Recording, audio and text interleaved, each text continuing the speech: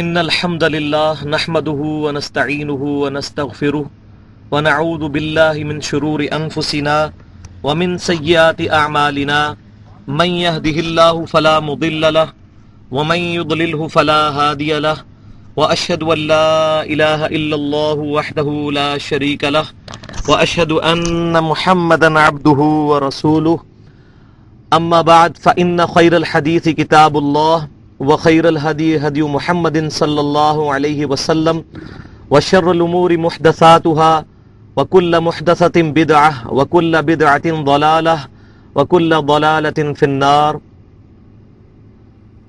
بسم الله الرحمن الرحيم. رب اشرح لي صدري ويسر لي أمري واحلل عقدة من لساني يفقهوا قولي. بسم الله الرحمن الرحيم. ان اللہ وملائکتہ یصلون علی النبی یا ایہا الذین آمنوا صلوا علیہ وسلموا تسلیما. اللہم صل علی محمد وعلی آل محمد کما صلیت علی ابراہیم وعلی آل ابراہیم انک حمید مجید. اللہم بارک علی محمد وعلی آل محمد کما بارکت علی ابراہیم وعلی آل ابراہیم انک حمید مجید. السلام علیکہ ایہا النبی ورحمۃ اللہ وبرکاتہ. آج 16 اکتوبر 2010 ہے.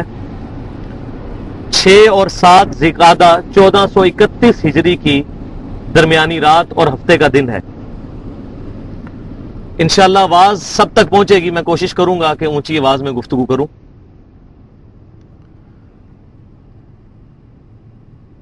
اللہ تبارک و تعالیٰ کا ہم پر سب سے بڑا احسان یہ ہے کہ اللہ تعالیٰ نے اپنے پیارے محبوب امام کائنات سید الاولین والآخرین امام الانبیاء والمرسلین شفیع المذنبین رحمت للعالمین امام اعظم سیدنا محمد رسول اللہ صلی اللہ علیہ وآلہ وسلم کا دامن کرم ہمارے ہاتھوں میں دیا، اور آپ صلی اللہ علیہ وسلم کے ذریعے سے 2 چیزیں ہمیں عطا فرمائیں. نمبر 1 اسلام اور نمبر 2 قرآن. اسی چیز کو اللہ تبارک و تعالی نے سورہ صف کی آیت نمبر 9 کے اندر ارشاد فرمایا ہے. بسم اللہ الرحمن الرحیم. هو الذی ارسل رسولہ بالہدی ودین الحق لیظہرہ علی الدین کلہ وَلَوْ كَرِهَ الْمُشْرِكُونَ. وہی ہے اللہ جس نے اپنے رسول کو دین حق کے ساتھ یعنی اسلام کے ساتھ اور الہدا یعنی قرآن کے ساتھ مبعوث فرمایا تاکہ اس دین کو سارے ادیان کے اوپر غالب کر دے، چاہے مشرک اس بات کا برا مانے. اور ایک اور مقام پر اللہ تبارک و تعالیٰ نے سورہ آل عمران آیت نمبر 164 میں ارشاد فرمایا. بسم اللہ الرحمن الرحیم. لقد من اللہ علی المؤمنین اذ بعث فیہم رسولا من انفسہم یتلو علیہم آیاتہ ویزکیہم ویعلمہم الکتاب والحکمہ وان کانوا من قبل لفی ضلال مبین. اللہ تعالیٰ کا مومنوں پر یہ احسان ہے کہ اللہ تعالیٰ نے مومنوں میں انہی کے اندر سے ایک رسول کو مبعوث فرمایا جو کہ اللہ تعالیٰ کی آیات ان پر تلاوت کرتا ہے اور ان کا تزکیہ کرتا ہے اور ان کو الکتاب یعنی قرآن والحکمہ اور قرآن اور سنت کی تعلیم دیتا ہے. حکمت کے اندر قرآن بھی داخل ہے کیونکہ سب سے بڑی حکمت قرآن ہے، اور سنت بھی داخل ہے.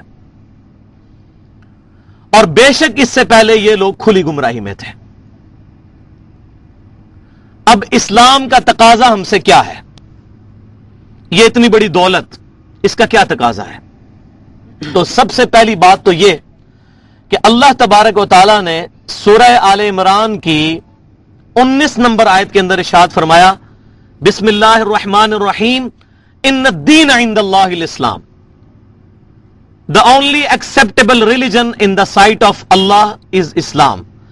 اللہ کے حضور قیامت والے دن قابل قبول دین صرف اسلام ہے.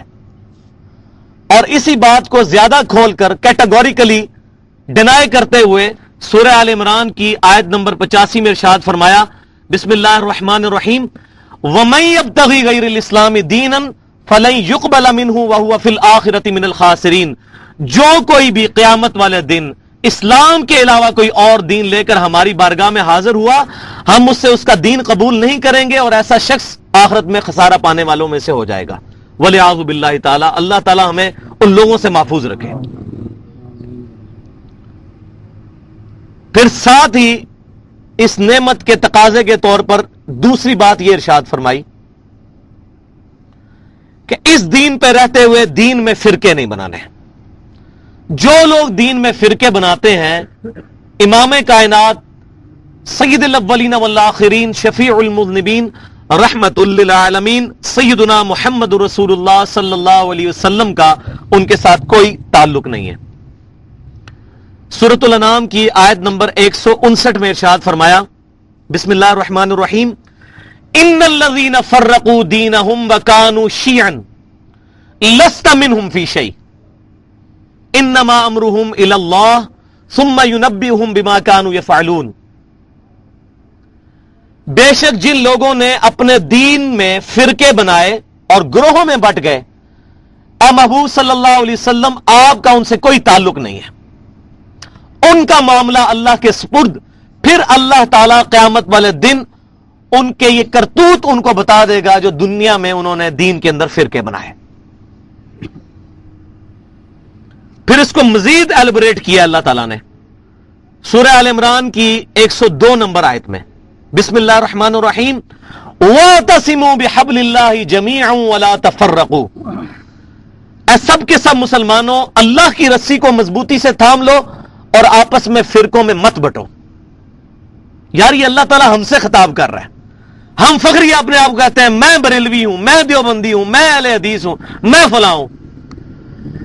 آج کوئی شخص فخریہ یہ کہنے کے لیے تیار ہے کہ میں مسلمان ہوں، میں مسلم ہوں۔ میں یہ نہیں کہہ رہا کہ جو نام رکھ رہے ہیں وہ کافر ہو گئے ہیں۔ الحمدللہ اہل السنہ کا یہ منہج ہے، وہ کسی کی غلطی صرف واضح کرتے ہیں، اس پر فتویٰ نہیں لگاتے، ان کا معاملہ اللہ کے سپرد کرتے ہیں۔ لیکن آج نبی صلی اللہ علیہ وسلم کے سچے امتی ہونے کی حیثیت سے یہ ہماری رسپانسبلٹی ہے کہ ہم اپنے آپ کو مسلمان کہلانے پر فخر محسوس کریں۔ اس کو اکیلے کمرے میں بیٹھ کے کبھی سوچئے گا، یہ کتنی بڑی لعنت اس وقت امت کے اوپر پڑ چکی ہے کہ ہم مسلمان کہتے ہوئے شرم محسوس کرتے ہیں۔ اللہ کی رسی کو مضبوطی سے تھام لو اور تفرقے میں مت پڑو۔ اللہ کی رسی کیا ہے؟ اس کائنات میں اللہ تعالی کے بھیجے ہوئے سب سے بڑے معلم امام کائنات امام اعظم صلی اللہ علیہ وسلم نے اللہ کی رسی کے بارے میں ہمیں کلیئر کٹ بتا دیا۔ چنانچہ صحیح مسلم میں کتاب الفضائل چیپٹر ہے، اور بیروت اور علماء حرمین کی انٹرنیشنل نمبرنگ کے مطابق حدیث کا نمبر ہے 6228۔ یہ 4 حدیثیں ہیں، 6225، 6226، 6227، 6228۔ 4 حدیثیں امام مسلم بن حجاج قشیری رحمت اللہ علیہ المتوفى 261 ہجری وہ صحیح مسلم میں کتاب الفضائل کے اندر لے کر آئے ہیں۔ ان کا لب لباب یہ ہے کہ سیدنا زید بن ارقم رضی اللہ تعالیٰ عنہ کہتے ہیں کہ آپ صلی اللہ علیہ وسلم نے حج سے واپسی پر مکے اور مدینے کے درمیان خم نامی گاؤں میں ایک خطبہ ارشاد فرمایا، اور اس خطبے کے الفاظ سے ہی اندازہ ہوتا ہے کہ آپ صلی اللہ علیہ وسلم کیا امپورٹنٹ گفتگو کرنے والے ہیں۔ اس کو غدیر خم کی حدیث کہتے ہیں۔ آپ صلی اللہ علیہ وسلم نے فرمایا کہ اے لوگوں، میں بھی ایک انسان ہی ہوں، قریب ہے کہ اللہ کا قاصد میرے پاس آئے، یعنی موت کا فرشتہ، اور میں اس کی دعوت قبول کر لوں۔ میں تم میں اپنے بعد 2 بھاری چیزیں چھوڑ کے جا رہا ہوں، ان میں سے پہلی چیز جو بھاری چیز ہے وہ اللہ کی کتاب ہے۔ پھر زید بن ارقم کہتے ہیں کہ آپ صلی اللہ علیہ وسلم اللہ کی کتاب کو مضبوطی سے پکڑنے کے بارے میں ترغیب دلاتے رہے اور ارشاد فرماتے رہے کہ لوگوں، یہ اللہ کی کتاب ہے، اس میں ہدایت ہے، اس میں نور ہے، یہ اللہ کی رسی ہے، جو اسے پکڑے گا وہ ہدایت پر ہے، جو اس کو چھوڑ دے گا وہ گمراہ ہے۔ وَلِعَاذُ بِاللَّهِ تَعَالَى۔ کتنی کلیئر کٹ بات ہے۔ پھر آپ صلی اللہ علیہ وسلم نے فرمایا کہ دوسری بھاری چیز پکڑنے کے بارے میں تو فرمایا قرآن کو پکڑو. دوسری چیز جس کے احترام کی ترغیب دلائی، فرمایا دوسری بھاری چیز میرے اہل بیت ہیں، میں تمہیں اللہ تعالی کا خوف دلاتا ہوں اپنے اہل بیت کے بارے میں، میں تمہیں اللہ تعالیٰ کا خوف دلاتا ہوں اپنے اہل بیت کے بارے میں. کیونکہ آپ صلی اللہ علیہ وسلم کو یہ غیبی خبر اللہ کی طرف سے دے دی گئی تھی کہ آپ کی امت آپ کے اہل بیت کے ساتھ برا سلوک کرے گی آپ کی وفات کے بعد.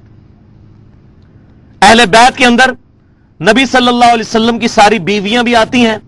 چنانچہ آج کی ڈیٹ کے اندر اگر کوئی شخص نبی صلی اللہ علیہ وسلم کی کسی بھی بیوی کے بارے میں زبان درازی کرتا ہے تو وہ اس حدیث کی شکل میں، اس حدیث کے رخ میں اپنا چہرہ دیکھ لے. چاہے سیدہ عائشہ ہوں یا کوئی بھی نبی صلی اللہ علیہ وسلم کی بیوی، ان کا احترام ہم پر واجب ہے، وہ اہل بیت ہیں. اور اس کے بعد دوسرے نمبر پر اہل بیت وہ 5 بندے ہیں نبی صلی اللہ علیہ وسلم کے علاوہ 4 جن کے بارے میں صحیح مسلم میں کتاب الفضائل میں انٹرنیشنل نمبرنگ کے مطابق 6062 نمبر حدیث ہے، 6261 نمبر اور 6260 نمبر. یہ 2 حدیثیں ہیں فضائل اہل بیت میں صحیح مسلم میں کہ آپ صلی اللہ علیہ وسلم نے سیدنا حسن کو بلایا، پھر سیدنا حسین کو بلایا، پھر سیدہ فاطمہ کو بلایا، پھر سیدنا علی کو بلایا اور اپنی چادر کے نیچے ان کو لے لیا اور کہا کہ اے اللہ یہ میرے اہل بیت ہیں. اور دوسری روایت کے اندر آتا ہے کہ جب سورہ آل عمران میں مباہلے کی آیات نازل ہوئی تو آپ صلی اللہ علیہ وسلم نے آیت مباہلہ تلاوت کر کے کہا کہ یہ میرے اہل بیت ہیں. اور ایک روایت میں صحیح مسلم کی آپ صلی اللہ علیہ وسلم نے پھر وہ آیت بھی تلاوت کی سورۃ الاحزاب کی، انما یرید اللہ لیذھب عنکم الرجس اہل البیت، کہ بے شک اللہ تعالیٰ تو یہ چاہتا ہے کہ اے نبی کے گھر والوں تم سے ہر ناپاکی دور کر کے تمہیں پاک صاف کر دے. تو یہ بھی اہل بیت ہیں. اور اس میں خصوصاً سیدہ فاطمہ کے بارے میں تو آپ صلی اللہ علیہ وسلم کی بخاری مسلم کی حدیث ہے کہ فاطمہ میرے جگر کا ٹکڑا ہے، جس نے فاطمہ کو تکلیف دی اس نے مجھے تکلیف دی. اور سیدنا حسن اور حسین کے بارے میں کتاب الفضائل جامعہ ترمذی میں حسن لذاتی سند کے ساتھ یہ روایت موجود ہے کہ سیدنا حسن اور حسین جنتی نوجوانوں کے سردار ہیں. اور سیدنا علی کے بارے میں صحیح مسلم کے اندر موجود ہے کتاب الفضائل کتاب الایمان میں پہلے چیپٹر میں کہ علی سے محبت نہیں رکھے گا مگر مؤمن، علی سے بغض نہیں رکھے گا مگر منافق. تو الحمدللہ جو صحیح العقیدہ مسلمان ہیں وہ اہل بیت سے بھی محبت کرتے ہیں اور قرآن پاک کو لازمی پکڑتے ہیں. اور جن لوگوں نے بھی اہل بیت کے بارے میں زبان درازیاں کی، چاہے آپ صلی اللہ علیہ وسلم کی بیویوں کے بارے میں یا سیدنا حسن، سیدنا حسین، سیدنا علی یا سیدہ فاطمہ کے بارے میں، چاہے وہ یزید تھا، یزید سے تعلق رکھنے والے کوئی بھی لوگ تھے، ڈائریکٹلی یا انڈائریکٹلی اس جرم میں جو واقعہ کربلا ہوا کسی بھی طریقے سے شریک تھے، ہم ان کا معاملہ اللہ کے سپرد کرتے ہیں. ہم ان سے کوئی محبت نہیں رکھتے، ان کا معاملہ اللہ کے سپرد کرتے ہیں. اہل بیت کی محبت ہمارے ایمان کا حصہ ہے. اب یہ بڑی زیادتی تھی کہ اگر میں یہ دوسری بات اس میں بیان نہ کرتا اہل بیت والی. اب اس سے آگے مزید چلیں ایک قدم کہ نبی صلی اللہ علیہ وسلم نے حجۃ الوداع کے موقع پر جو خطبہ دیا ہے میدان عرفات میں، سیدنا عبداللہ بن عباس رضی اللہ تعالی عنہما روایت کرتے ہیں، الموطا امام مالک کے کتاب القدر چیپٹر میں انٹرنیشنل نمبرنگ کے مطابق 1628 نمبر حدیث ہے. اور المستدرک للحاکم میں کتاب العلم چیپٹر کے اندر انٹرنیشنل نمبرنگ کے مطابق 318 نمبر حدیث ہے کہ آپ صلی اللہ علیہ وسلم نے فرمایا کہ بے شک میں اپنے بعد تم میں 2 ایسی چیزیں چھوڑ کے جا رہا ہوں جن کو مضبوطی سے پکڑ لو گے تو کبھی گمراہ نہیں ہوگے. ایک اللہ کی کتاب اور دوسرے اس کے رسول صلی اللہ علیہ وسلم کی سنت. اور سنت وہ ہے جو صحیح احادیث سے ڈرائیوڈ ہو، صرف تواتر کو نہیں مانیں گے، صحیح احادیث کے ساتھ. ورنہ آپ ایران میں جائیں گے تو وہاں رافضی کہیں گے یہ سنت ہے، سعودی عرب میں جائیں گے تو سلفی کہیں گے یہ سنت ہے، بنگلہ دیش میں جائیں گے تو دیوبندی کہیں گے کہ یہ سنت ہے، پاکستان میں آئیں گے تو بریلوی کہیں گے کہ یہ سنت ہے. تو لوگوں کے کہنے پر نہیں، صحیح احادیث سے. اس میں نے بڑی ڈیٹیل سے گفتگو کی ہے. اس لیکچر کا نام ہے اسلام کی ڈکشنری اور من گھڑت احادیث کا فتنہ. آپ یوٹیوب پہ جا کے لکھیں اسلام KI کی اور ڈکشنری انگلش میں، تو وہ لیکچر کھل جائے گا تقریباً 1.25 گھنٹے کا. اس کانٹیکسٹ میں میں نے بڑی ڈیٹیل اس میں گفتگو کی ہے, آج موقع نہیں اس پہ بات کرنے کا. تو یہ جو میں نے گفتگو کی ہے اس حوالے سے کہ 2 چیزیں قرآن اور سنت, لہذا مسلمانوں کے جو بنیادی 2 علوم ہیں جس سے وہ اپنے عقائد اور نظریات اخذ کرتے ہیں وہ 2 ہیں, کتاب اللہ اور سنت. اور سنت وہ ہے جو صحیح حدیث سے ڈرائیو ہو. سنت اور حدیث میں کوئی فرق نہیں ہے. سب سے پہلے اس امت میں غلام احمد قادیانی دجال ایک پنجابی تھا, 8 سے 100 سال پہلے جہنم واصل ہوا, اس نے سنت اور حدیث کے اندر فرق کیا ہے. اس کے پیچھے چلتے ہوئے اہل بدعت نے بھی اہل سنت سے اختلاف کرتے ہوئے کہا جی سنت اور چیز ہوتی ہے, حدیث اور چیز ہوتی ہے. اور بھائیو صحیح بخاری کے اندر حدیث موجود ہے کہ نبی صلی اللہ علیہ وسلم نے فرمایا کہ مسواک اللہ کی خوشنودی کا باعث ہے. اور صحیح بخاری میں موجود ہے کہ سیدہ عائشہ کہتی ہیں آپ صلی اللہ علیہ وسلم گھر آ کے سب سے پہلا عمل مسواک کرتے تھے. تو یہ جو مسواک کی سنت ہے یہ میں کہاں سے پتا چلی؟ صحیح بخاری سے, حدیث سے. تو حدیث کے اوپر پریکٹیکلی عمل کرنے کا نام سنت ہے. سنت کے بغیر, حدیث کے بغیر سنت جو ہے وہ ڈرائیو ہی نہیں ہو سکتی کہیں سے. ورنہ تو ہر شخص کہے گا, کوئی کہا جی مسواک کرنا سنت ہے, کوئی کہے گا جی دانتوں میں انگلیاں پھیرنا سنت ہے, کوئی کہے گا کپڑا مارنا سنت ہے, کوئی کہے گا کوئلہ پھیرنا سنت ہے, کوئی کہے گا منجن لگانا سنت ہے. حدیث جو ہے یہ سورس ہے, لہذا یہ کانسیپٹ بھی کلیئر کریں. تو یہ ہو گئے 2 بنیادی سورس, 2 یہ ایبسولوٹ سورس ہیں, کتاب اللہ اور سنت جو صحیح احادیث ہے, اور 2 ہیں ڈرائیوڈ اصول جو کتاب اللہ اور سنت سے ہی پتہ چلتے ہیں. ان میں سے پہلی نمبر چیز جو ہے وہ ہے اجماع امت.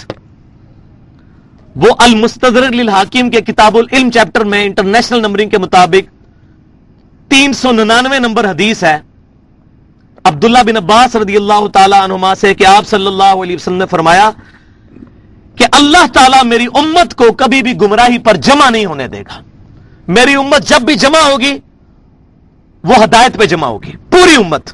یہ ہو سکتا ہے کوئی خاص طبقہ علیحدہ ہو جائے امت کے ساتھ اختلاف کر کے, لیکن یہ نہیں ہو سکتا کہ پوری کی پوری امت جو ہے وہ گمراہی پر جمع ہو جائے.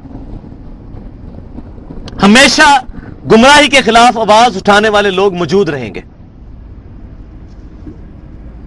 اس حدیث سے اور سورۃ النساء کی آیت نمبر 115 سے انڈائریکٹلی علماء اہل سنت نے یہ, خصوصاً امام محمد بن ادریس شافعی رحمۃ اللہ علیہ المتوفی 204 ہجری, انہوں نے یہ ڈرائیو کیا ہے کہ اجماع امت حجت ہے, اور امت نے اس پہ اجماع کیا ہے. اجماع حجت ہے. اجماع کی سب سے بڑی مثال سیدنا ابوبکر صدیق رضی اللہ تعالیٰ عنہ کی خلافت ہے. صحیح بخاری کے اندر حدیث موجود ہے, سیدہ عائشہ فرماتی ہیں نبی صلی اللہ علیہ وسلم نے اپنا خلیفہ کسی کو نہیں بنایا, صحابہ کرام نے اجماع کیا ہے. قرآن پاک کو کتابی شکل میں لانا, اس پر اجماع ہوا. پھر آگے چلے 2ری-3ری صدی ہجری کے اندر قرآن پاک غیر مخلوق ہے. امام اہل سنت احمد بن حنبل رحمۃ اللہ علیہ المتوفی 241 ہجری, ان کی کوششوں سے امت نے اس پہ اجماع کیا, کیونکہ قرآن اور حدیث کے اندر ڈائریکٹلی یہ بحث نہیں ملتی, اور یہ اجماع کا سلسلہ قیامت تک چل رہا ہے. ابھی 14ویں صدی میں بہت بڑا اجماع ہوا ہے کہ غلام احمد قادیانی کے ماننے والے لوگ, چاہے وہ اپنے آپ کو قادیانی کہیں یا لاہوری, چاہے اس کو پروفٹ مانے یا اس کو مجدد مانے, وہ دار اسلام سے خارج ہے. قادیانی فرقہ جو ہے یہ دار اسلام سے خارج ہے. اس پہ امت کا اجماع ہوا ہے, اور یہ قیامت تک اجماع جاری رہے گا. چوتھی چیز جو ہے وہ آپشنل ہے, اور وہ یہ ہے کہ جب قرآن سنت اور اجماع میں کوئی چیز نہ ملے تو پھر اجتہاد کیا جائے. یہاں سے اہل بدعت اور اہل سنت کا راستہ الگ ہو جاتا ہے. اہل بدعت یہ کہتے ہیں کہ ہم اجتہاد کو پہلے نمبر پر لائیں گے, قرآن حدیث اور اجماع کا جنازہ نکال کے رکھ دیں گے, جبکہ اہل سنت کہتے ہیں کہ پہلے کتاب اللہ, پھر سنت رسول, پھر اجماع امت, اس کے بعد اجتہاد. یہ فرق ہے اہل سنت اور اہل بدعت میں. اور یہ ہم نے کہاں سے ڈرائیو کیا؟ المصنف ابن ابی شیبہ, احادیث کے آثار کا اور صحابہ کرام کے آثار کا اور احادیث کا سب سے بڑا مجموعہ, تقریباً 38,000 احادیث اور اقوال اس میں موجود ہیں. اور امام مسلم بن حجاج قشیری رحمۃ اللہ علیہ امام ابن ابی شیبہ سے 1500 حدیثیں صحیح مسلم میں لے کے آئے ہیں. امام بخاری نے بھی ان سے حدیثیں لی ہیں. امام بخاری اور امام مسلم کے استاد ہیں, 235 ہجری میں فوت ہوئے. تو انہوں نے احادیث و آثار کا مجموعہ المصنف ابن ابی شیبہ جمع فرمایا, جس میں 38,000 احادیث اور اقوال موجود ہیں صحابہ کرام اور تابعین کے. اس میں انٹرنیشنل نمبرنگ کے مطابق 22,990 نمبر صحیح اثر موجود ہے. اس میں ضعیف روایتیں بھی بہت ہیں. میں اس لیے بتا رہا ہوں, بعض لوگ اپنی ضعیف چیزوں کے دلائل اس کتاب سے نکالتے ہیں, تو ضعیف باتیں بھی ہیں, لیکن یہ صحیح اثر ہے 22,990 نمبر. کہ سیدنا عمر رضی اللہ تعالیٰ عنہ کہتے ہیں کہ جب بھی تمہیں کوئی مسئلہ آئے تو پہلے دیکھو کتاب اللہ میں, کتاب اللہ میں نہ ملے تو پھر سنت رسول میں دیکھو. اگر سنت رسول صلی اللہ علیہ وسلم میں وہ مسئلہ نہ ملے, اس کے بعد امت کا اجماع دیکھو, اور اگر اجماع میں بھی نہ ملے تو پھر تم اجتہاد کر لو. یہ نہیں فرمایا کہ کسی مولوی کے اجتہاد کے پیچھے لگ جاؤ, چاہے اس کا اجتہاد غلط ہی ہو, تم اجتہاد کرو. کیونکہ اجتہاد کا دروازہ قیامت تک کے لیے کھلا ہے. اگر اجتہاد کو کسی شخصیت تک مخصوص کر دیں گے تو ہم چیلنج کرتے ہیں کہ اس دور کے جو مسئلے ہیں, سپیکر کے اندر نماز پڑھانے کا مسئلہ, ویڈیو کیمرے کا مسئلہ, انتقال خون کا مسئلہ, کتبین پہ نماز کا مسئلہ, ہوائی جہاز میں نماز کا مسئلہ, اپنے اعضاء کسی کو ڈونیٹ کرنے کا مسئلہ, ٹیسٹ ٹیوب بیبی کا مسئلہ, یہ ہزاروں مسائل ایسے ہیں جو سلف کے خوابوں میں بھی نہیں کبھی آئے تھے. نہ تو امام ابو حنیفہ رحمۃ اللہ علیہ المتوفا 150 ہجری, نہ ہی امام مالک رحمۃ اللہ علیہ المتوفا 179 ہجری, نہ ہی امام شافعی رحمۃ اللہ علیہ المتوفا 204 ہجری, اور نہ ہی امام احمد بن حنبل رحمۃ اللہ علیہ المتوفا 241 ہجری. ان مجتہدین کے ہاں بھی آپ کو یہ گفتگو نہیں ملے گی. کیا ہوگا؟ آج علماء بیٹھیں گے, ڈسکشن کریں گے, اس کے بعد امت اس میں اجتہاد کرے گی. اس میں رائے مختلف بھی ہو سکتی ہے علماء کی, لیکن کسی ایک عالم کے پیچھے چلنا ضروری نہیں ہے, ورنہ تو دین کا جنازہ نکل جائے گا. لہذا اگر آج علماء یہ لیٹسٹ مسائل کے اوپر کتابیں لکھ رہے ہیں تو ان کے ماننے والے لوگ کیا ان مولویوں کے مقلد ہو جاتے ہیں جب ان کا مسئلہ پوچھ لیتے ہیں؟ نہیں. ان سے مسئلہ پوچھتے ہیں تو پھر اصولاً اگر وہ اجتہاد اس زمانے کا ہو رہا ہے تو ان کا ہی مقلد ہونا چاہیے نا ان کو.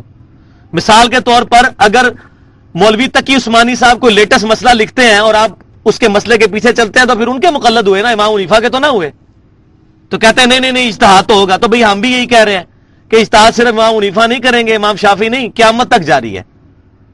اور پھر اس میں ایسی چیزیں نہ ہو جو کتاب اللہ اور سنت اور اجماع سے ٹکراتی ہوں. یہ اہل سنت اور اہل بدعت کا اختلاف شروع سے اور یہ رہے گا, کیونکہ امت کا ایک گروہ حق پر قائم رہنا ہے. اس نے اس چیز کو پکڑا ہوا ہے مضبوطی کے ساتھ. ترکت فیکم امرین, تم میں دو چیزیں چھوڑ کے جا رہا ہوں, اللہ کی کتاب اور اس کے رسول صلی اللہ علیہ وسلم کی سنت. تو یہ میں نے اجماع اور اجتہاد کے اوپر بھی ضمناً گفتگو کی. یہ میں سمجھ رہا تھا کہ منہج کے اعتبار سے ہمیں یہ چیزیں ذرا کلیئر ہونی چاہیے.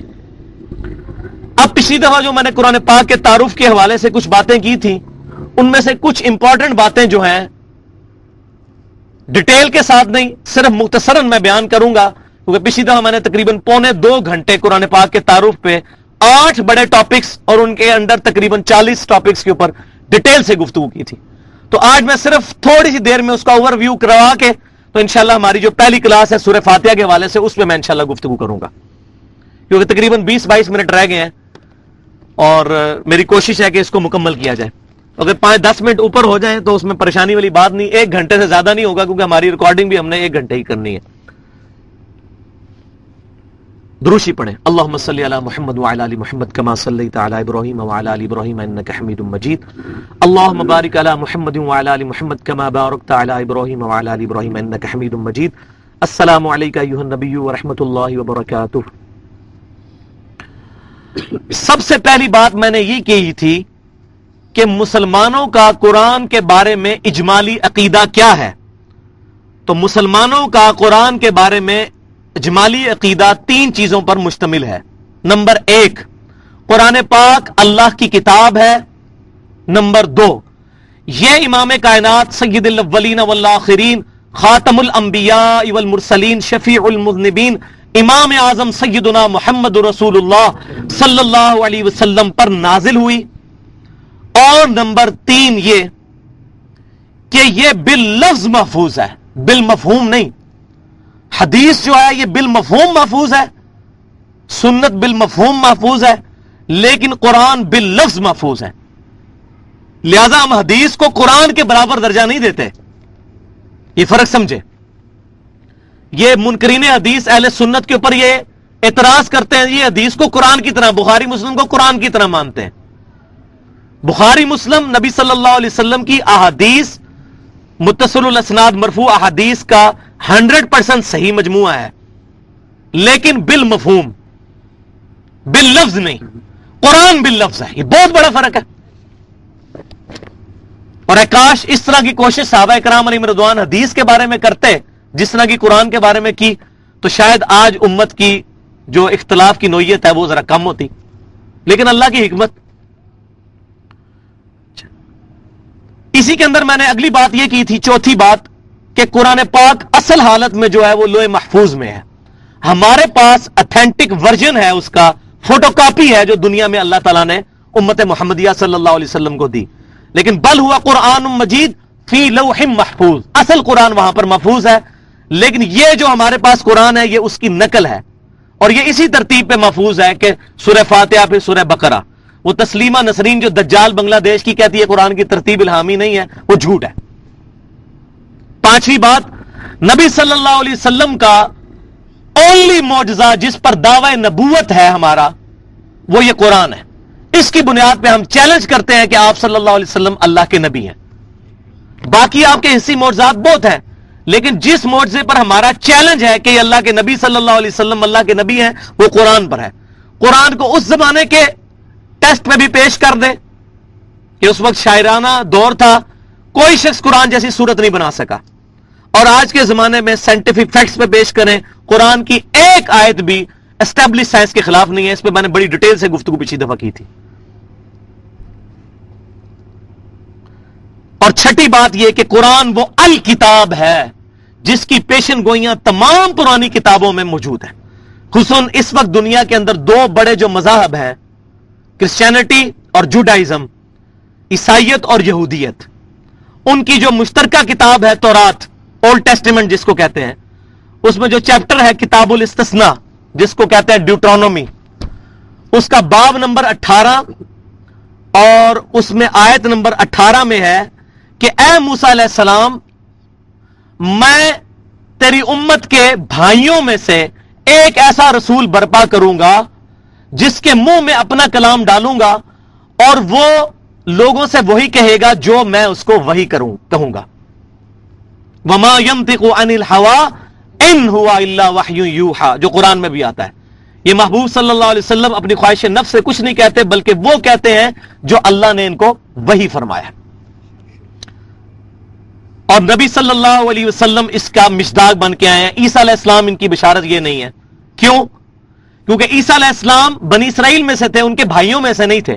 بنی اسرائیل کے بھائی جو ہیں بنو اسماعیل ہیں، اور اس کے اوپر میں نے ڈیٹیل سے گفتگو کی تھی کہ موسیٰ علیہ السلام نبی صلی اللہ علیہ وسلم کے درمیان ریزیمبلنس ہے، یکسانیت ہے، جو عیسیٰ علیہ السلام اور موسیٰ علیہ السلام کے درمیان نہیں ہے۔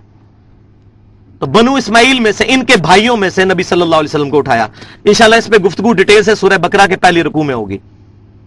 اس کے بعد دوسرا ٹاپک یہ تھا قرآن کب، کہاں اور کس زبان میں نازل ہوا۔ تو اس میں نے بتایا تھا کہ قرآن پاک 610 عیسوی، آج چل رہا ہے 2010، تو ایگزیکٹ آپ 1400 سال پیچھے چلے جائیں۔ 2010 ابھی چل رہا ہے، 610 عیسوی سے لے کر 632 عیسوی تک 22 سالوں میں عیسوی اعتبار سے اور 23 سالوں میں قمری اعتبار سے نازل ہوا۔ یہ تو ہو گیا اس کا ٹائم، اور اس کا سپیس کیا ہے، ٹائم اینڈ سپیس۔ یہ حجاز کے اندر نازل ہوا، سوائے 2 آیات کے جو سورہ بقرہ کی آخری 2 آیات ہیں، آمن الرسول بما انزل الیہ من ربہ والمؤمنون، یہ شب معراج نبی صلی اللہ علیہ وسلم کو عطا ہوئی، صحیح مسلم میں حدیث موجود ہے۔ باقی پورا قرآن نجد میں نازل نہیں ہوا، حجاز میں نازل ہوا۔ تبوک سے لے کر مکہ مدینہ یہ سارا پورشن جو ہے یہ حجاز بنتا ہے، جو پہاڑیاں ہیں اس کے اس طرف۔ دوسری بات اس کے اندر یہ کہ مکی قرآن پورے قرآن کا 2/3 ہے اور مدنی قرآن 1/3 ہے. تیسری بات یہ کہ قرآن پاک کا جو ڈائلیکٹس ہے، لہجہ جو ہے عربی، جیسا پنجابی میں بھی کئی لہجے ہیں، لاہوریوں کا علیحدہ لہجہ ہے، سیالکوٹ والوں کا علیحدہ ہے، جیلم والوں کا ہمارے علیحدہ ہے، اسی طرح پنڈی کا علیحدہ ہے. تو قرآن کا جو لہجہ ہے وہ جو حجاز کے رہنے والے بادیہ نشین تھے، جو پینڈو لوگ، ان کی عربی زبان کے اندر ہے.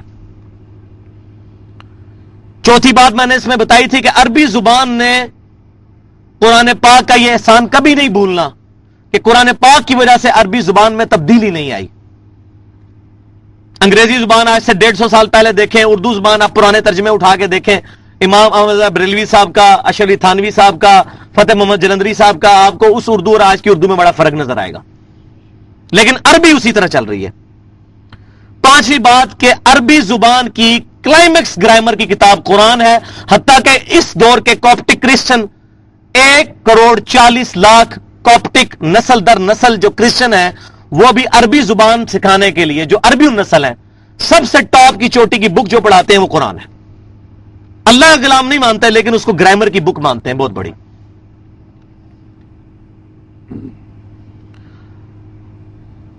اور اس میں نے ایک نوٹ کروائی تھی بات کہ قرآن پاک میں جو مدنی پورشن ہے 1/3 قرآن کا، اس کا بھی 2/3 پہلے 6 سپاروں کے اندر موجود ہے.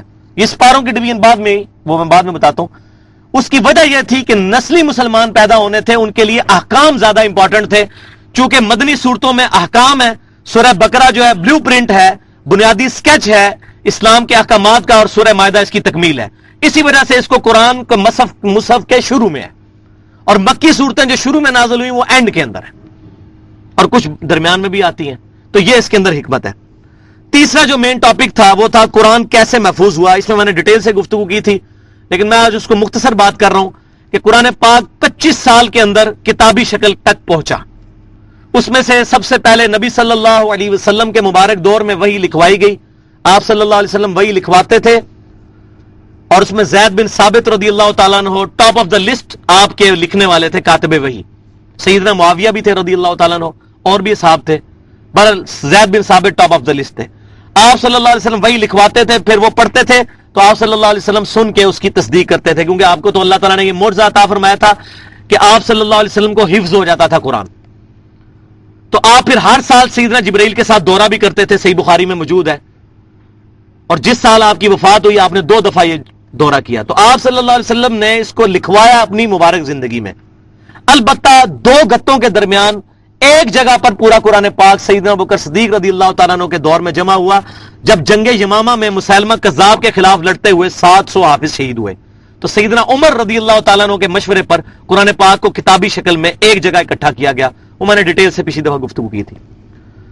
اور پھر جب قرات کا اختلاف پیدا ہوا سیدنا عثمان کے دور کے اندر، صحیح بخاری میں موجود ہے کہ آذربائیجان کے لیے جب فوجیں جا رہی تھی رشیا کو فتح کرنے کے لیے، وہاں صحابہ کرام نے یہ چیز آبزرو کی کہ قرآن پاک جو مختلف قرات میں نازل ہوا ہے، اور صحابہ کرام نے یہ دیکھا کہ جو نئے مسلمان ہو رہے ہیں وہ آپس میں اختلاف کر رہے ہیں اس قرات کی وجہ سے.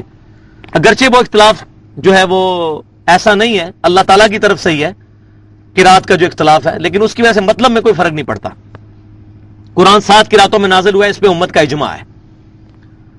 تو میں نے ڈیٹیل سے گفتگو کی تھی. البتہ وہ قریش کی قرات کے اندر لکھی ہوئی شکل میں جو ہے وہ سیدنا عثمان غنی رضی اللہ تعالیٰ عنہ نے اس کو محفوظ کیا. اور یہ بات یاد رکھیں کہ جو صحیح بخاری میں حدیث موجود ہے عبداللہ بن مسعود رضی اللہ تعالیٰ عنہ کی کہ آبا وہ جو واللیل اذا یغشا کو وہ اور انداز میں پڑھتے تھے، وہ قرات جو ہے وہ منسوخ ہو چکی ہوئی ہے. جو 7 قراتیں ہیں جو اسٹیبلش ہیں وہ منسوخ نہیں ہے. جو اس وقت قرآن موجود ہے دنیا کے اندر یہ وہی قرآن ہے. اس کو آپ کسی بھی قرات میں پڑھیں، کوئی لفظ ایڈ یا مائنس نہیں کرنا پڑتا. ہاں صرف زبر زیر اور کھڑی زبروں کا فرق آتا ہے، اور وہ تو آپ کو پتا ہے کہ عرب کے اندر ضروری نہیں ہے. مثلا ایک قرات میں آتا ہے مالک یوم الدین اور ایک میں آتا ہے مالک یوم الدین. اسی لیے ماں کو میم الف زبر ماں نہیں لکھا جاتا، میم اور لام ملایا جاتا ہے. چاہے تو کھڑا زبر ڈال لیں چاہے اس طرح زبر، دونوں قراتیں بیک وقت اس میں سیٹسفائی ہوتی ہیں.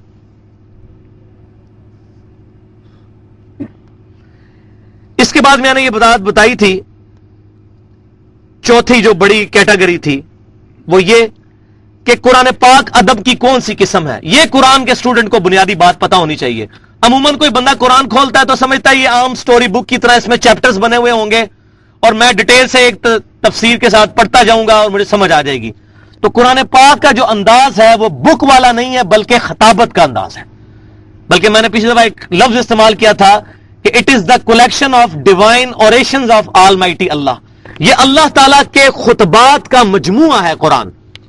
اور خطبے کی یہ خاصیت ہوتی ہے کہ اس کے اندر خطیب جو ہوتا ہے وہ جوش کے ساتھ گفتگو کرتا ہے سٹارٹ میں بھی اور اینڈ میں بھی, اور پھر گفتگو کے دوران ادھر ادھر کی مثالیں دے کر بات سمجھانے کی کوشش کرتا ہے. اس میں یہ ضروری نہیں ہوتا کہ ایک ہی ٹاپک پہ بات ہو, اور پھر اس کے اندر جوش بھی موجود ہوتا ہے. جیسے صحیح مسلم کے اندر حدیث ہے کہ نبی صلی اللہ علیہ وسلم جب جمعے کا خطبہ دیتے تھے کتاب الجمعہ چیپٹر میں, آپ کی آنکھیں سرخ ہو جاتی, آواز بلند ہو جاتی, اور آپ کھڑے ہو کر خطبہ دیتے تھے. ظاہر ہے اس وقت ویسے ہی بندے میں جوش ہوتا ہے, جیسے آپ صلی اللہ علیہ وسلم اس جرنیل کی طرح ہو کہ جو اپنے ماننے والوں کو کسی فوج کے خلاف لڑانے کے لیے تیار کر رہا ہوں. تو قرآن بھی اللہ تعالیٰ کے خطبات ہیں, اس لیے قرآن کا سٹارٹ بھی بڑا زبردست ہوتا ہے سورت کا, اور اینڈ بھی. آپ سورہ بقرہ کا سٹارٹ دیکھیں ذالک الکتاب لا ریب فیہ ھدی للمتقین, اور اینڈ دیکھیں آمن الرسول بما انزل الیہ من ربہ والمؤمنون. سورۃ الحشر کا اینڈ دیکھیں هو اللہ الذی لا الہ الا ھو. اس طرح یہ خطبے کی شان ہوتی ہے. اور اگر اس کے ڈیوائن میوزک کی بات کی جائے کہ قرآن پاک کے اندر جو ایک ربط ہے جس کو ہم شاعرانہ کلام تو نہیں کہتے, کیٹیگوریکل ڈینائی ہے قرآن میں, وما علمناہ الشعر وما ينبغی لہ, اس نبی کو ہم نے شعر کہنا نہیں سکھا, لیکن ایک ٹون موجود ہے ڈیوائن میوزک. الرحمن علم القرآن خلق الانسان علمہ البیان, لیکن اس میں وزن اس طرح کا نہیں جس طرح شاعرانہ کلام میں ہوتا ہے. چھوٹی بڑی آیات بھی ہیں, تو اس کو آپ آج کے جدید دور میں سمجھ سکتے ہیں کہ جو بلینک ورس کا کنسپٹ ہے آزاد نظم کا, جس میں چھوٹا مصرع بھی ہوتا ہے اور بڑا بھی, وزن برابر نہیں ہوتا. میرا خیال یہ ہے کہ یہ قرآن پاک سے ڈیڈکٹ کیا گیا ہے.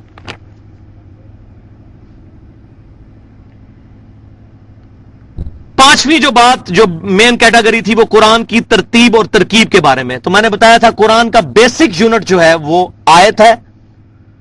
کافی ساری آیات مل کر ایک سورت بنتی ہیں. آیت کا مطلب ہے نشانی, اللہ کی نشانی. اللہ کی بہت ساری نشانیاں مل کر ایک سورت, ایک دیوار بن جاتی ہے, ایک فصل بن جاتی ہے. یعنی ایک سورت اللہ کی آیات کا ایک شہر آباد ہے, اور سورت پورے ایک مضمون پر مشتمل ہوتی ہے.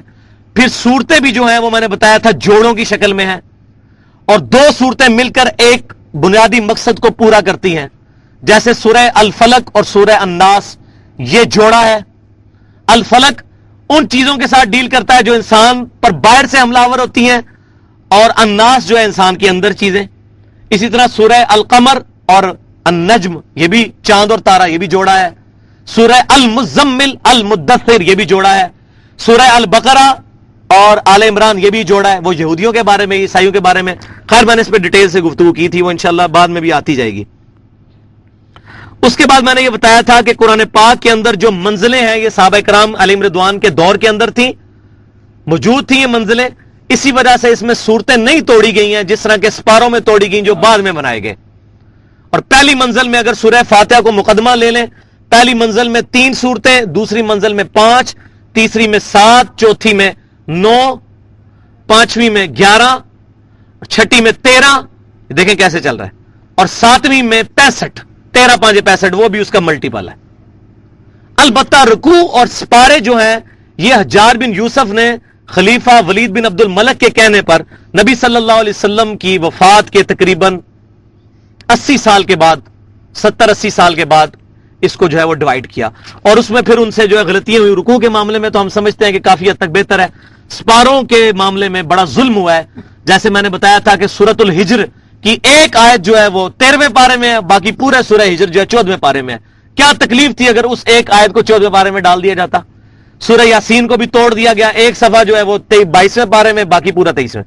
تو اس طرح کی قباحت جو ہے وہ آپ کو منزلوں میں نظر نہیں آئے گی, کیونکہ وہ صحابہ کرام کے دور میں تھی. البتہ یہ جو غلطی ہوئی سپاروں والی, اس لیے سپاروں کی ڈویژن ماننا کوئی ضروری نہیں ہے. البتہ امت کے اجماع نے اس کو ایکسپٹ کیا ہے اس کو اگر قرآن پاک میں سپارے بنائے گئے ہیں تو آسانی کے لیے تو کوئی حرج نہیں، سے قرآن میں کوئی تبدیلی نہیں ہے، لہذا جو لوگ بدعت کی مثال دیتے ہیں سپاروں کے ذریعے، یہ بدعت نہیں ہے۔ بدعت تب ہوتی ہے جب قرآن کو چینج کیا جاتا، قرآن تو وہی ہے۔ اس کے بعد میں نے بتایا تھا کہ قرآن کا اصل موضوع اور مقصد کیا ہے۔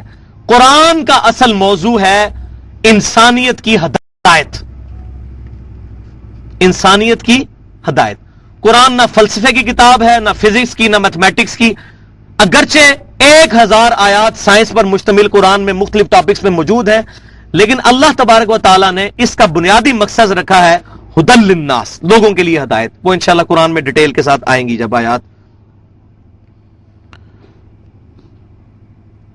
اس کے بعد قرآن پاک سے ہدایت حاصل کرنے کا طریقہ کیا ہے، یہ 7واں ٹاپک تھا۔ تو میں نے اس میں ایک بات مجھ سے پچھلی دفعہ رہ گئی جو میں آج کرنا چاہتا ہوں کہ قرآن پاک سے ہدایت اسی شخص کو ملے گی جو قرآن پاک پر عمل کرے گا، یہ لازمی شرط ہے۔ تبھی اس کو پتا چلے گا کہ قرآن، کیونکہ قرآن پاک بھی سرکمسٹانسز میں نازل ہوا۔ مدینے کے اندر منافق آئے تو اس اعتبار سے مسلمانوں کو گائیڈ لائنز ملی، غزوہ بدر کے اندر گائیڈ لائنز ملی، غزوہ احد کے اندر گائیڈ لائنز ملی۔ اب جو بندہ جہاد کا منکر ہوگا اس کو قرآن کیسے سمجھ آئے گا؟ جہاد تو لازمی جز ہے۔ اب اگر ہمیں جو ہے وہ اسلام کے دشمن کہیں کہ سورہ توبہ نکال دو، سورۃ الانفال نکال دو، تو ہم تو نہیں ان کی بات مانیں گے۔ تو قرآن جب تک عمل نہیں کریں گے اس وقت تک قرآن کی سمجھ نہیں آئے گی، یہ بہت بنیادی شرط ہے۔ اس کے بعد میں نے بتایا تھا کہ قرآن پاک میں احکامات کے سلسلے میں ہم سلف کی طرف رجوع کریں گے اور کوئی ایسا عقیدہ نظریہ قبول نہیں کریں گے جو سلف سے ٹکراتا ہو۔ البتہ جو سائنٹیفک آیات اور ڈسکوریز ہیں ان کے بارے میں ہم سائنس کی طرف رجوع کریں گے، کیونکہ اللہ تعالیٰ نے حضرت آدم علیہ السلام کو 2 علوم عطا فرمائے ہیں، ایک اسماء کا علم جو سورہ بقرہ کے اندر آتا ہے، دنیا کی ہر چیز کا نام سکھا دیے، یعنی پوٹینشلی اللہ تعالیٰ نے حضرت آدم علیہ السلام کو یہ علم سائنس کا دے دیا۔ اور دوسرا وحی کا علم، پہلا جو ہے وہ وحی کا علم آپ سمجھے جو ریویلڈ نالج ہے، قرآن اور سنت کا نالج، اور دوسرا جو ہے ایکوائرڈ نالج جو سائنس کا نالج ہے، اسٹیبلش سائنس، یہ دونوں قرآن پاک سے ثابت ہیں۔ اور آخری ٹاپک میں نے یہ بیان کیا تھا کہ مسلمانوں پر قرآن کے بنیادی حقوق کیا ہیں، تو میں نے 5 حق بتائے تھے، وہ اب میں آپ کو صرف ریپیٹ کر دیتا ہوں۔ سب سے پہلا حق ہر مسلمان پر قرآن کا یہ ہے کہ قرآن پر ایمان لایا جائے۔ دوسرا حق یہ کہ اس کی تلاوت کی جائے، جیسا کہ تلاوت کرنے کا حق ہے، قرآن پاک میں بھی آیا ہے۔ اور تلاوت کا معنی یہ نہ سمجھیں کہ صرف اس کو تلاوت کو یہ ہے اس کو پڑھنا، عربی میں تلاوت کہتے ہیں فالو کرنے کو بھی، پیچھے چلنا۔ والقمر اذا تلاہا، جب جو چاند جو ہے سورج کے پیچھے آتا ہے چل کے، تلاہا پیچھے چلنا، قرآن کے پیچھے چلنا، یہ قرآن کی تلاوت ہے۔ یہ تلاوت کا مطلب بھی سیکھ کے جائیں۔ تیسری بات، اس کو سمجھا جائے، سمجھنے کے لیے ظاہر ہے اس کا مفہوم سمجھنا ہوگا۔ اور الحمدللہ قرآن پاک ایز فار ایز عقائد آر کنسرنڈ، قرآن پاک کو کسی بھی چیز کی حاجت نہیں ہے قرآن کو سمجھنے کے لیے۔ البتہ قرآن پاک کا ٹاپک جو ہے وہ چونکہ احکام کی ڈیٹیل نہیں ہے، اس طرح قرآن کا ٹاپک عقیدہ ہے، اس میں قرآن جو ہے حدیث کا بھی محتاج نہیں۔ البتہ احکام کے معاملے میں قرآن کا ٹاپک نہیں ہے۔ یہ بعض لوگ گستاخی کرتے ہوئے کہتے ہیں جی نماز کا طریقہ ہی نہیں قرآن میں، تو یہ قرآن کی توہین نہیں کرنی چاہیے، قرآن کا یہ ٹاپک نہیں ہے۔ فزکس کی بک کے اندر میتھمیٹکس تو نہیں آپ کو ملے گی ڈیٹیل کے ساتھ، الجبرا تو نہیں ملے گا، اس طرح بیالوجی تو نہیں ملے گی۔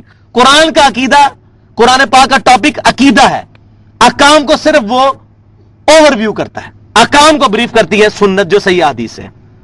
لہذا قرآن کا عیب نہیں ہے اس میں طریقہ نماز کا موجود نہیں ہے، تو قرآن کا عیب نہیں ہے۔ چوتھا حق یہ ہے کہ قرآن پاک پر عمل کیا جائے، یعنی اس کے حلال کو حلال اور حرام کو حرام سمجھا جائے۔ اور پانچواں حق جو ہمارے کندھے پر امام کائنات صلی اللہ علیہ وسلم حجۃ الوداع کے موقع پر اللہ تعالیٰ کو گواہ بنا کر ہمارے کندھوں پر ایک بوجھ ڈال کے گئے کہ جو یہاں پر موجود ہے وہ اس تک یہ پیغام پہنچا دے جو یہاں موجود نہیں ہے۔ اور قرآن پاک میں اللہ تعالیٰ نے سورۃ الانعام کی 19 نمبر آیت میں ارشاد فرمایا بسم اللہ الرحمن الرحیم وَأُوحِيَ إِلَيَّ هَذَا الْقُرْآنَ لِأُنذِرَكُم بِهِ وَمَن بَلَغَ۔ اے محبوب صلی اللہ علیہ وسلم آپ فرماؤ اللہ نے مجھے قرآن اس لیے وحی کیا ہے کہ تاکہ اس کے ذریعے میں تمہیں ڈر سناؤں، تبلیغ کر دوں، اور جس تک بھی یہ قرآن پہنچ جائے یعنی وہ بھی اسی پر عمل کرے اور اسی سے تبلیغ کرے، فضائل اعمال سے تبلیغ نہ کرے، فضان سنت سے تبلیغ نہ کرے، الرحیق المختوم سے تبلیغ نہ کرے، بلکہ اللہ کی کتاب سے تبلیغ کرے۔ تو میں یہاں آپ کو بات بتا دوں، بعض لوگ تبلیغ کی رٹ کرتے ہیں، جی اللہ نیکی کا کام کر رہے ہیں نا، مجھے بتائیں ہم ایک مزدور کو اس بات پر اپوائنٹ کریں کہ اس بندے نے 1000 اینٹ گراؤنڈ فلور سے فرسٹ فلور کے اوپر چڑھانی ہے، تقریباً آپ لوگ 70-80 لوگ بیٹھے ہوئے ہیں، آپ سب لوگ انشاءاللہ میرے ساتھ اتفاق کریں گے اس معاملے میں،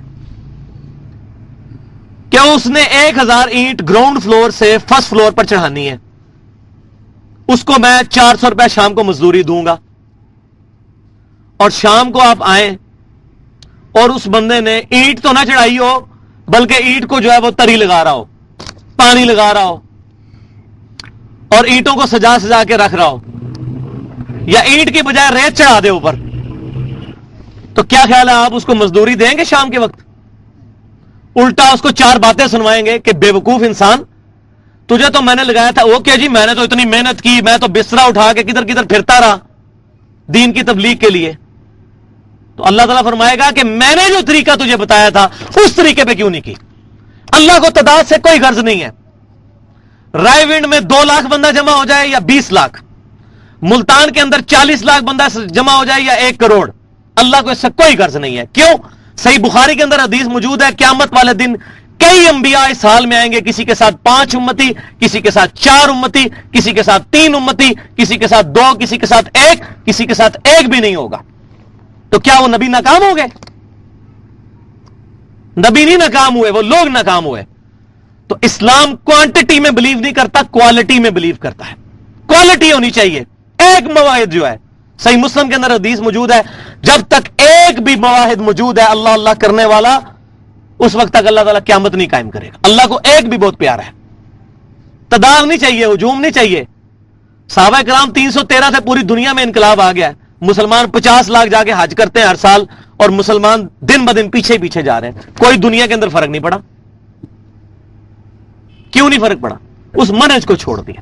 تو قرآن کو پکڑنا ہے ہم نے، اور قرآن کی ایکسپلینیشن میں انشاءاللہ صحیح احادیث بھی آئیں گی، صحابہ تابعین تبع تابعین کے اقوال بھی آئیں گے۔ الحمدللہ ہم سلف کے منہج پر ہے۔ اہل سنت وہ ہے جو کتاب اللہ کو، سنت رسول کو سلف کے منہج پر مانتا ہے۔ اہل سنت غیر مقلد نہیں ہوتا، اہل سنت مقلد بھی نہیں ہوتا، مقلد کی طرح اندھا بھی نہیں ہوتا، اور اہل سنت جو ہے وہ غیر مقلد کی طرح باغی بھی نہیں ہوتا کہ قرآن اور سنت سے اپنی مرضی کے رزلٹ نکالنا شروع کرتے۔ نہیں، کتاب اللہ اور سنت کو سلف کے منہج کے اوپر اجماع کو حجت مانتے ہوئے وہ مانتا ہے۔ تو یہ ساری گفتگو الحمدللہ اللہ تعالیٰ نے مجھے ہمت دی ہے کہ میں نے تقریباً 45 منٹ کے اندر یہ گفتگو کور کر لی ہے۔ انشاءاللہ اب وہ جو 1 گھنٹہ میں نے پورا کرنا ہے 15 منٹ کے اندر انشاءاللہ 9:15 بجے پوری یہ گفتگو مکمل ہو جائے گی۔ اب سورہ فاتحہ شروع کرتے ہیں۔ سب سے پہلے تو میں آپ سب سے ریکویسٹ کروں گا کہ ہم بہت بڑی منزل کی طرف اپنا قدم بڑھانے لگے ہیں۔ ہماری زندگی کا سب سے اہم یہ ایک سفر ہے جو ہم جس جرنی پہ جانے لگے ہیں، قرآن کی جرنی پہ۔ تو اس کے لیے سب سے پہلے ہم اللہ سے دعا مانگتے ہیں کہ اے اللہ ہمیں قرآن پاک کے مفہوم کو اس طرح سمجھا دے جس طرح تو نے امام کائنات صلی اللہ علیہ وسلم کو اور آپ صلی اللہ علیہ وسلم کے ذریعے صحابہ کرام علیہم رضوان کو سمجھایا تھا۔ آمین۔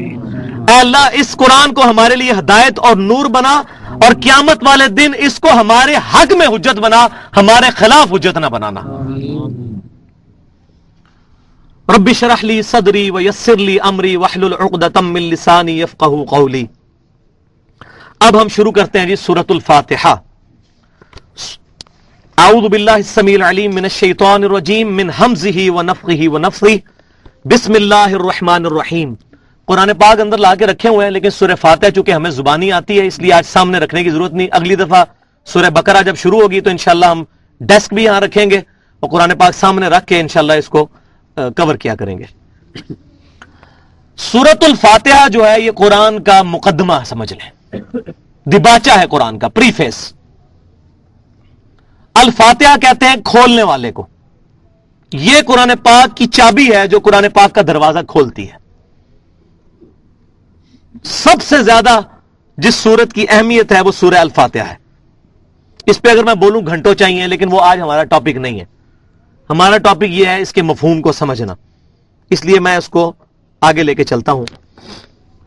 بسم اللہ الرحمن الرحیم، اللہ کے نام سے، یعنی کہ اللہ کے نام سے شروع، اللہ کے نام سے جو الرحمن ہے اور الرحیم ہے. الرحمن اور الرحیم کا مطلب کا فرق سمجھ لیں. الرحمن اللہ تعالی کی رحمت کی صفت ہے جو ٹھاٹے مارتے ہوئے سمندر کی طرح ہے، بہت زیادہ رحم کرنے والا. اور الرحیم کا مطلب ہے بار بار رحم کرنے والا اور ہمیشہ رحم کرنے والا. یہ نہیں کہ کبھی کبھار جوش آئے تو رحمت کرے. سمندر میں تو ہوتا ہے نا کہ مد و جزر آتا ہے جب، تو سمندر چڑھ جاتا ہے 14ویں رات میں اور پھر اتر جاتا ہے.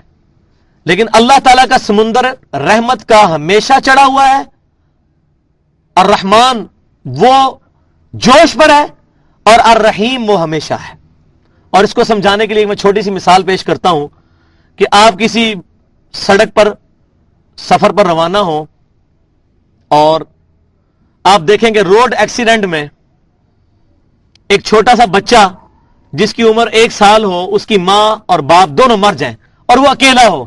آپ کا دل اس وقت پسیجے گا کہ اس کا آگے پیچھے کوئی نہیں تو میں اس کی پرورش کروں، اگر اس کی کوئی پرورش کرنے والا نہ ہو.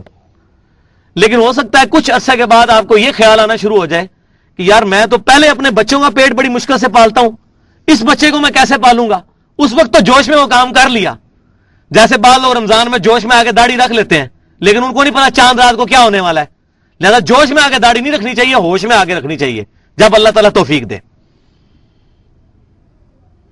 تو بعد میں بندہ کہ جی وہ میں کیا پہلے بچے اپنے یہ میں نے کیا مصیبت پال لی. لیکن اللہ کے ساتھ ایسا معاملہ نہیں ہے. اللہ کی رحمت جوش میں ہے تو ہمیشہ ہے، اس کو کوئی فرق نہیں پڑتا. صحیح مسلم میں کتاب البر والصلہ چیپٹر ہے 3 جلد کے اندر، اس میں حدیث ہے، بڑی لمبی حدیث قدسی. اس میں یہ ہے کہ اے جن و انس، تم اگلے اور پچھلے سب جمع ہو کر بیک وقت مجھے پکارنا شروع کرو، میں تمہاری منہ مانگی چیزیں تمہیں دیتا چلا جاؤں گا اور میرے خزانوں میں اتنی کمی بھی نہیں آئے گی. جتنا ایک سوئی کو سمندر میں ڈبونے سے جتنا اس کے ساتھ پانی لگتا ہے اتنی کمی بھی نہیں آئے گی. تو اللہ کا سمندر رحمتیں ٹھاٹھے مارتے ہوئے اور ہمیشہ. الحمدللہ رب العالمین، تمام تعریفیں اس اللہ کے لیے ہیں جو تمام جہانوں کا پالنے والا ہے. تمام جہانوں کا پالنے والا اور تمام جہان والوں کا پالنے والا، دونوں معنی ٹھیک ہیں. رب کہتے ہیں پالنے والے کو. اصل جو حمد کا مصداق ہے وہ اللہ تعالیٰ ہی ہے، اصل تعریف اسی کی ہے. اس کے ریفرنس سے ہو سکتی ہے کسی کی. جب بھی ہم کسی چیز کو دیکھیں، انبیاء کرام علیہ السلام کی شان دیکھیں، اللہ کی عطا کی ہوئی ہے. قرآن کی شان دیکھیں، اللہ کی عطا کی ہوئی ہے. زمین و آسمان کی کریشن کے اوپر ہم غور کریں، پھول سے لے کے جانوروں تک تمام چیزیں گلیکسیز کے اوپر غور کریں تو ہم یہ رزلٹ پہ پہنچیں گے کہ اصل تعریف اس کی ہے جس نے ان چیزوں کو بنایا ہے. الحمدللہ رب العالمین. الرحمن الرحیم، جس کی رحمت ٹھاٹھے مارتے ہوئے سمندر کی طرح ہے اور اس میں دوام بھی موجود ہے. مالک یوم الدین، اب یہ جتنی چیزیں اس نے بنائی ہیں فضول نہیں بنائی ہیں، ان کا کوئی مقصد ہے. اور اس مقصد کا تقاضا یہ ہے کہ اللہ نے یہ جو چیزیں بنائی، جو مجھے میری جان دی، مجھے 1,00,000 دفعہ روزانہ دھڑکنے والا دل دیا، 23,000 دفعہ پھیپڑے سانس لینے والے اور 23,000 دفعہ باہر نکالنے والے، 25 دفعہ ڈائلیسس کرنے والے گردے، 12,000 مرتبہ آنکھیں جھپکنے والی اور 10,000 لیٹر خون پمپ کرنے والا دل دیا. یہ تمام چیزیں جو دیں اور جسم کے اندر 1,00,000 کلومیٹر نسوں کا جو نظام ہر بندے کے جسم میں بچھا دیا اور 100 ٹریلین سیلز، 100 ٹریلین، 1 ٹریلین 1,000 ارب کے برابر ہوتا ہے. 100,000 ارب سیلز ہر بندے کے جسم میں ڈالے اور ان تک خون پہنچانا اس کی ذمہ داری، آکسیجن پہنچانا اس کی ذمہ داری. تو یہ تمام چیزیں فضول نہیں ہیں. ربنا ما خلقت ھذا باطلا، اے اللہ کوئی چیز تو نے فضول نہیں پیدا کی. افحسبتم انما خلقناکم عبثا، کیا تم نے یہ گمان کر لیا ہم نے تمہیں فضول بنایا اور تمہیں مر کے ہمارے پاس لوٹ کر نہیں آنا؟ تو یہ تمام چیزیں کسی مقصد کے تحت پیدا ہوئی. اب وہ چیز اگر اس مقصد کو پورا نہیں کرے گی تو جزا اور سزا کا معاملہ ہونے والا ہے.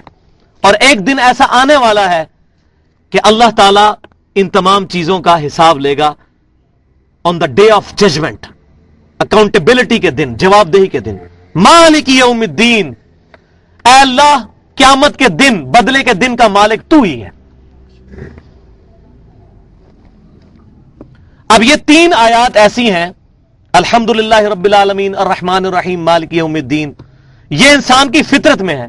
جس شخص کی فطرت پرورٹڈ نہیں ہے، مسخ نہیں ہے، ڈورمنٹ پوزیشن میں، اس کے اندر جو ہے مخفی طور پر یہ پوٹینشلی ایمان موجود ہے کہ وہ یہ تمام چیزوں کو دیکھ کر 2 رزلٹ تک پہنچے گا کہ تمام چیزوں کا ایک خالق ہے، نمبر 1، اور دوسری چیز یہ کہ یہ جس نے یہ چیزیں پیدا کی ہیں وہ ان سے حساب لینے والا بھی ہے. اس کے بعد پھر عقل کا تقاضا یہ ہے کہ اسی ہستی کی پناہ لے لی جائے اور دعا کی جائے، ایاک نعبد و ایاک نستعین، اے اللہ ان تمام چیزوں کا تقاضا یہ ہے کہ ہم صرف تیری عبادت کرتے ہیں اور صرف تجھی سے دعا مانگتے ہیں، دعا صرف تجھ سے. اپروپریٹ ٹرانسلیشن آف نستعین ہے دعا، غائب میں کسی کو مدد کے لیے پکارنا. ظاہری اسباب اور چیز ہے، یہ ہے ایاک نستعین، غائب میں کسی کو مدد کے لیے پکارنا، دعا کرنا. دعا اللہ کے علاوہ کسی سے نہیں ہو سکتی، دعا صرف ایک اللہ ہی سے، مشکل اور پریشانی میں ایک اللہ ہی کو پکارنا. ایاک نعبد و ایاک نستعین، اہدنا الصراط المستقیم، اے اللہ میں تجھ سے یہ بھی دعا کرتا ہوں کہ اے اللہ ہمیں سیدھے راستے پر چلا، ہمیں کچھ پتا نہیں ہے، تو نے ہمیں گائیڈ کرنا ہے. اور سیدھا راستہ کون سا؟ صراط الذین انعمت علیہم، ان لوگوں کا راستہ کہ جو تیرے انعام یافتہ لوگ ہیں، یعنی انبیاء کرام علیہم السلام اور ان کے فالوور صحابہ کرام علیہم رضوان اور تابعین اور تبع تابعین اور اولیاء اللہ جو صحیح العقیدہ ہیں. لیکن یہ بات یاد رکھیں، کسی بھی صحابی کو، کسی بھی تابعی کو، کسی بھی تبع تابعی کو، کسی بھی مجتہد کو، کسی بھی امام کو اللہ صراط مستقیم نہیں عطا کرتا. صراط مستقیم صرف نبی کو عطا کرتا ہے. قل اننی ہدانی ربی الی صراط مستقیم، اے محبوب تم فرماؤ مجھے میرے رب نے سیدھا راستہ دکھا دیا ہے.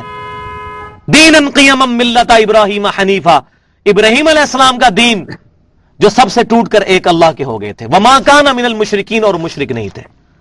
اور صراط مستقیم کا تقاضا قل ان صلاتی و نسکی و محیای و مماتی للہ رب العالمین، یہ سورۃ الانعام کی آیات ہیں آخری رکوع کی. اے محبوب تم فرماؤ بے شک میری نماز، میری قربانی، میرا جینا، میرا مرنا میرے اللہ کے لیے ہے جو سب جہانوں کا پالے والا ہے. لا شریک اللہ، میں اس کے ساتھ کسی کو شریک نہیں ٹھہراتا. وبذالک امرت وانا اول المسلمین، اور مجھے اللہ نے اسی کا حکم دیا ہے کہ سب سے پہلے میں اپنے آپ کو مسلمان کہوں، میں فرما بردار بنوں. تو صراط مستقیم صرف نبیوں کو عطا ہوتا ہے. لہذا یہ جو پاکستان میں جو پروپیگنڈا سب کانٹیننٹ میں چل رہا ہے، جی فلاں کے راستے پہ، فلاں بزرگ کے پیچھے، فلاں بزرگ، فلاں امام کے پیچھے، نبی صلی اللہ علیہ وسلم کے پیچھے. لہذا اس کا میں صحیح ترجمہ کروں تو اے اللہ ہمیں سیدھا راستہ دکھا، وہ سیدھا راستہ جو تو نے اپنے نبی کو دیا تھا، اور اس راستے پر چل کر لوگ انعام یافتہ قرار پائے تھے. یہ اپروپریٹ ٹرانسلیشن بنے گی اس کی. غیر المغضوب علیہم ولا الضالین، آمین. اے اللہ ان لوگوں کے راستے پر نہ چلانا کہ جن پر تیرا غضب نازل ہوا، اور نہ ہی گمراہوں کے راستے پر چلانا، آمین. غضب اللہ کا کن پر نازل ہوا وہ قرآن بتاتا ہے، یہودیوں کے اوپر. غضب اس لیے کہ یہود بہت بڑے بڑے علماء تھے. اللہ تعالیٰ فرماتا ہے وَأَنْتُمْ تَعْلَمُونَ، تمہیں تو علم ہے کہ امام کائنات صلی اللہ علیہ وسلم کی بشارتیں موجود ہیں تورات کے اندر، اور تم ان کو سب سے پہلے تم نے کفر کیا ان کے بارے میں. تو جو شخص علم کے باوجود حق سے آنکھیں بند کر لے، اللہ کا غضب اس پر نازل ہوتا ہے. اس کی مثال یہودی تھے. اور دوسرے وہ لوگ جو علم کے بغیر اٹکل پچو کے پیچھے چلتے ہیں، اِن یتبعون الا الظن، اپنے گمان کی پیروی کرتے ہیں. جی میرا وجدان کہتا ہے، میرا دل یہ کہتا ہے، میں یہ کہتا ہوں، میرے بزرگ یہ کہتے ہیں، میرا امام یہ کہتا ہے. جو اس چیز کے پیچھے چلتا ہے کتاب اللہ اور سنت کو اور اجماع کو چھوڑ کر، وہ ہے ولضالین، جس کی سب سے بڑی مثال جو ہے عیسائی ہیں، جاہل لوگ تھے، رہبانیت بھی ایجاد کر لی انہوں نے اور کیا کچھ نہیں کیا انہوں نے. تو غیر المغضوب علیہم ولضالین، اور اس کے بعد سنت ہے آمین کہنا کہ اے اللہ ہماری یہ دعا قبول کر. سورہ فاتحہ کی اہمیت میں ایک حدیث بیان کروں گا، وہ میرے ایمان کا تقاضا ہے کہ میں یہاں بیان کروں، اور اس سے ایک مسئلہ جو ہمارے اعمال کو بچائے گا وہ بھی میں بیان کر دوں 2-3 منٹ کے اندر. ایک بہت پیاری حدیث ہے صحیح مسلم کے اندر کتاب الصلاح چیپٹر میں، حدیث قدسی ہے، اور راوی ہے سیدنا ابو ہریرہ رضی اللہ تعالیٰ عنہ. اور یہ حدیث جو ہے وہ قابل وجد ہے کہ نبی صلی اللہ علیہ وسلم نے فرمایا کہ اللہ تبارک و تعالیٰ فرماتا ہے، پہلے آپ صلی اللہ علیہ وسلم نے ایک بات ارشاد فرمائی کہ اس کی نماز ناقص ہے، ناقص ہے، ناقص ہے جو سورہ الفاتحہ نہیں پڑھتا نماز میں. اور ایک تو بخاری مسلم میں حدیث موجود ہے نا کہ جو فاتحہ نہیں پڑھتا اس کی نماز ہی نہیں ہوتی. کیٹاگوریکلی بتایا ہے، اس میں یہ نہیں بتایا کہ امام کے پیچھے پڑھنی ہے نہیں پڑھنی، کیٹاگوریکلی ہے، کوئی استثناء نہیں. اور یہ حدیث آپ صلی اللہ علیہ وسلم نے فرمایا کہ اس کی نماز ناقص ہے، ناقص ہے، ناقص ہے جو نماز میں سورہ الفاتحہ نہیں پڑھتا. پھر آپ صلی اللہ علیہ وسلم نے حدیث قدسی بیان فرمائی، تو وہ سیدنا ابو ہریرہ روایت کرتے ہیں. تو اس کے بعد وہ کہتے ہیں، سیدنا ابو ہریرہ رضی اللہ تعالیٰ عنہ سے پوچھا گیا کہ جب ہم امام کے پیچھے ہو تو تب بھی ہم فاتحہ پڑھا کریں؟ تو سیدنا ابو ہریرہ نے یہ نہیں فرمایا کہ تم حنفی ہو جاؤ یا شافعی ہو جاؤ یا مالکی ہو جاؤ. آپ نے فرمایا کہ ہاں اقرا بہا فی نفسک، اپنے دل میں آہستہ آہستہ پڑھ لیا کرو. اقرا کا لفظ پڑھنے کے لیے آتا ہے، اور دل میں پڑھنے سے مراد یہ نہیں ہے کہ منہ بند کر کے آہستہ آواز میں، کیونکہ صحیح بخاری اور صحیح مسلم میں حدیث موجود ہے. سیدنا ابو ہریرہ رضی اللہ تعالیٰ عنہ نے نبی صلی اللہ علیہ وسلم سے پوچھا کہ اللہ کے نبی صلی اللہ علیہ وسلم، آپ اللہ اکبر کہہ کے جب نماز شروع کرتے ہیں تو آپ خاموش ہو جاتے ہیں، اس وقت آپ کیا پڑھ رہے ہوتے ہیں؟ تو خاموشی کا مطلب ہے کہ خاموشی کے باوجود بھی پڑھ رہے ہوتے ہیں. وَإِذَا قُرِئَ الْقُرْآنُ فَاسْتَمِعُوا لَهُ، قرآن جب پڑھا جائے تو خاموشی اختیار کرو. اس کا یہ مطلب ہے کہ آہستہ آواز میں. سیدنا ابو ہریرہ نے پوچھا جب آپ خاموش ہوتے ہیں تو کیا پڑھتے ہیں؟ تو آپ نے یہ تو نہیں فرمایا میں خاموش ہوتا ہوں بھائی. تو پھر آپ نے دعا ثنا تعلیم فرمائی، اللہم باعدنی، وہ والی دعا، اور سبحانک اللہم بحمدک وتبارک. تو اس میں الفاظ ہے کہ آپ جب خاموش ہو جاتے ہیں. تو آپ صلی اللہ علیہ وسلم ثنا پڑھتے تھے. تو سیدنا ابو ہریرہ کا فتویٰ ہے، یہ کسی بزرگ کا فتویٰ نہیں ہے، صحابی رسول کا فتویٰ ہے. اور سیدنا ابو ہریرہ کے بارے میں جن لوگوں نے یہ بکواس کیا کہ وہ غیر فقیہ صحابی تھے، وہ اپنے ایمان کی فکر کریں، کیونکہ صحیح مسلم کے اندر یہ حدیث موجود ہے کہ نبی صلی اللہ علیہ وسلم نے دعا فرمائی تھی کہ ابو ہریرہ اور اس کی ماں سے مومن ہی محبت رکھے گا. وہ منافق ہیں جو سیدنا ابو ہریرہ کو کہتے ہیں غیر فقیہ تھے، اپنے مولوی کو کہتے ہیں فقیہ تھا بہت بڑا، اور سیدنا ابو ہریرہ کو کہتے ہیں غیر فقیہ تھے. نعوذ باللہ من ذالک. اپنے ایمان کی فکر کریں. تو سیدنا ابو ہریرہ نے کہا کہ امام کے پیچھے بھی ہوتے ہو، اقرا بہا فی نفسک، اپنے دل میں یہ پڑھ لیا کرو. کیوں؟ کہ میں نے نبی صلی اللہ علیہ وسلم سے یہ بات سنی ہے کہ اللہ نے ارشاد فرمایا کہ میں نے نماز کو اپنے اور اپنے بندے کے درمیان برابر تقسیم کر لیا ہے، نماز کو. اور آگے بتایا نماز سے مراد ہی فاتحہ ہے، فاتحہ پوری نماز ہے. یہاں فرمایا نماز کو اپنے اور اپنے بندے کے درمیان برابر تقسیم کر لیا ہے. اور پھر آگے سیدنا ابو ہریرہ کہتے ہیں کہ اللہ تعالیٰ فرماتا ہے نبی صلی اللہ علیہ وسلم کے ذریعے کہ جب میرا بندہ کہتا ہے الحمدللہ رب العالمین تو میں کہتا ہوں میرے بندے نے میری حمد بیان کی. اور جب وہ کہتا ہے الرحمن الرحیم تو میں کہتا ہوں میرے بندے نے میری صفات کا اقرار کیا، میری رحمت کا بیان کیا. جب وہ کہتا ہے مالک یوم الدین تو میں کہتا ہوں میرے بندے نے میری بزرگی کا اعتراف کر لیا کہ میں ہوں قیامت کے دن کا مالک. اور جب وہ کہتا ہے ایاک نعبد و ایاک نستعین تو یہ میرے اور میرے بندے کے درمیان کامن ہے، پس میرے بندے نے جو مجھ سے مانگا میں نے اس کو عطا کر دیا. اور جب وہ کہتا ہے اہدنا الصراط المستقیم صراط الذین انعمت علیہم غیر المغضوب علیہم ولا الضالین آمین، جب وہ یہ کہتا ہے تو میرے بندے نے جو مجھ سے مانگا میں نے اس کو عطا کر دیا. اب مجھے بتائیں کہ سیدنا ابو ہریرہ رضی اللہ تعالیٰ عنہ اپنی بات کی دلیل میں یہ بات لا رہے ہیں کہ اگر تم اللہ تعالیٰ سے فاتحہ نہیں پڑھو گے، دعا ہی نہیں مانگو گے تو اللہ تعالیٰ تمہیں جواب کیسے دے گا؟ چاہے امام کے پیچھے ہو. اسی لیے امام بخاری رحمۃ اللہ علیہ نے ہیڈنگ بنائی ہے کہ چاہے امام ہو یا مقتدی، چاہے جہری نمازیں ہو یا سری نمازیں، چاہے مسافر ہو یا مقیم ہو، ہر حال میں فاتحہ پڑھنی ہی پڑھنی ہے. کیٹاگوریکلی فاتحہ کے بغیر نماز نہیں ہوتی. تو اس کے جو فقہی مسائل ہیں میں اس میں ڈیٹیل میں نہیں پڑھتا, میں نے اشارتاً ایک بات کر دی ہے, عقل مند کے لیے اشارہ ہی کافی ہوتا ہے. الحمدللہ. تو اللہ تعالیٰ سے دعا ہے کہ ہمیں قرآن و سنت کی تعلیمات پر عمل کرنے کی توفیق عطا فرمائے, اور اللہ تبارک و تعالیٰ ہمیں استقامت کے ساتھ اس کلاس کو اٹینڈ کرنے کی توفیق عطا فرمائے. انشاءاللہ اگلی دفعہ عشاء کی نماز کا ٹائم ہم نے جو ہے وہ 7:30 بجے رکھا ہوا ہے, تو کوشش کریں کہ یہاں پڑھیں نماز, نہیں تو پڑھ کے فوراً آ جایا کریں یہاں پر. ہم کوشش کیا کریں گے کہ 7:30 ہے تو 8 بجے پھر یہ 10 شروع ہو جائے گا, 8 سے 9 درس ہوگا.